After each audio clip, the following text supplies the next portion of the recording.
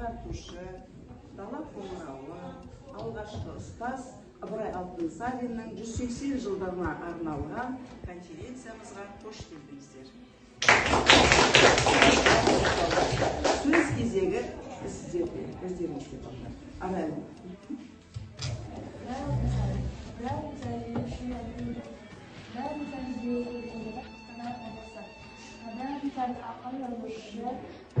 Халық ағартушы, педагог. Олар оқушы Ыбырай Алтынсарин шығармаларында адамдық намыс пен жүрек тазалығын, нормалдық пен адалдық секілді құндылықтарды ұялта отырып, таза бұрау немесіндегі кейіпкердің өзі таза сақтар. Құлаққа қарасақ, күн түссе күннің, шөп түссе шөптің сөресін береді.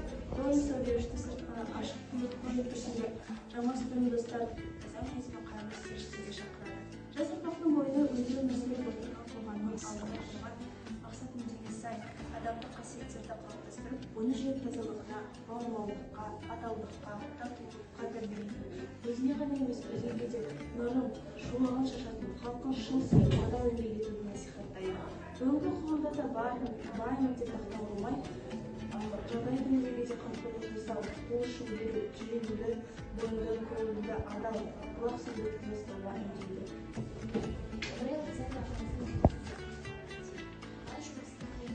Жұмысқа тартыласың, азға қанағат болмаса зерттеу болғаласың. Алдына келсе әділдігін қоямын. Айлы қанағат еңбекте, еңбекте табылған тамақ тәтті әдісі болды.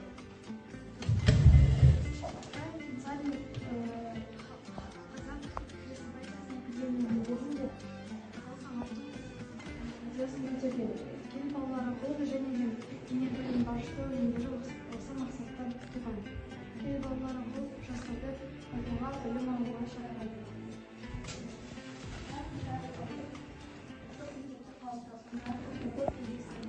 Ол кішкентайынан дейінгі құқтар болып, көп тоғыр беріп көргенді. Ол ресейдің бірінде ағайындармен тапсырылады.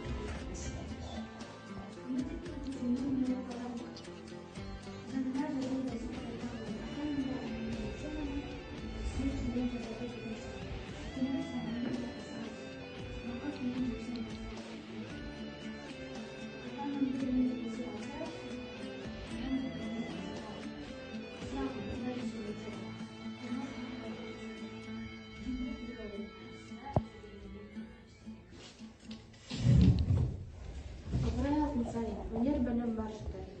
Өнер білім бар жұрттар, тастан сарай салғызды, ашылық алыс жерлерден көзімді ашып жүрғанша жылдам хабар алғызды. Аты жоқ құр арбаны, мың шақырым жерлерге күн жарымда барғызды. Адамды құстай ұшырды, мал істейтін жұмысты отпен суға түсірді. Отсыз тамақ пісірді, сусыздан сусын ішірді. Теңізде жүзді балықтай, дүниені кезі жалықпай, білгендерге осылар бәрі дағы анықтай. Ыбырай Алтынсарин балалар өзінің бар ғұмырын халық ағарту ісіне арнады.